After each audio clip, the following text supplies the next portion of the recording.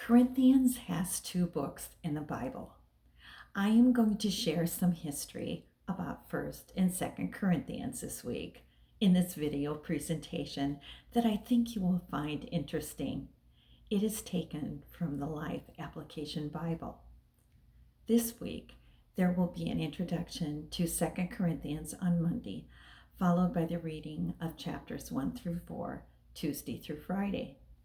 Tanya has written some excellent devotions that follow the chapter read, along with beautiful prayers that can be prayed several times. You can check the history of the Blogspot out at biblicalshakers.blogspot.com. And if you'd like to leave a comment, please do so.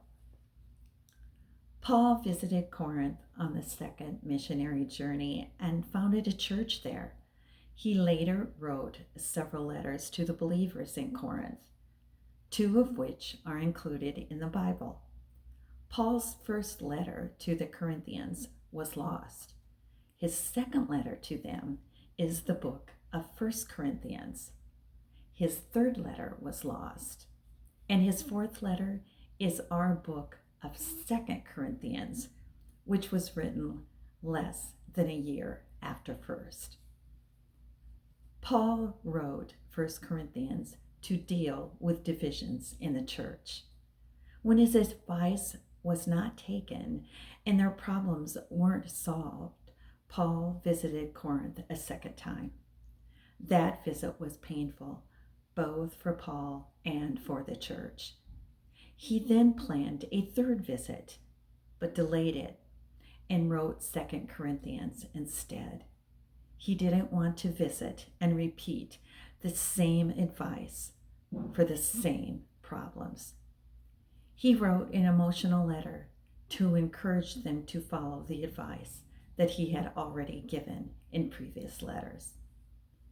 Praise and thanksgiving were given to God from Paul for his relationship with the Corinthian believers and the way God had used him, despite the difficulties.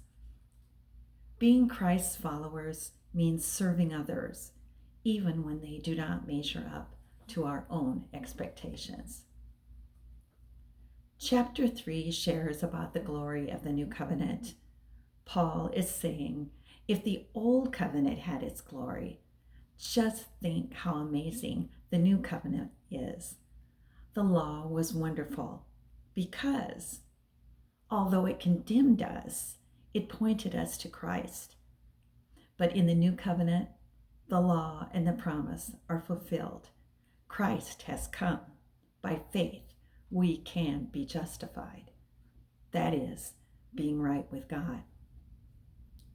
The reading of the week ends with the writing about the treasures of jars of clay.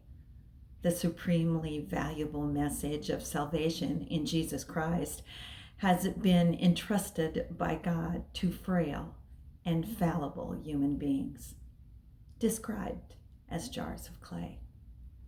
Paul's focus, however, was not on the perishable container, but on its priceless contents, God's power dwelling in us.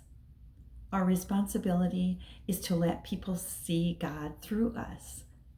Our light is kept in jars of clay. We are pressed hard on every side, allowing cracks so that the light of Jesus can shine through. How bright is your light?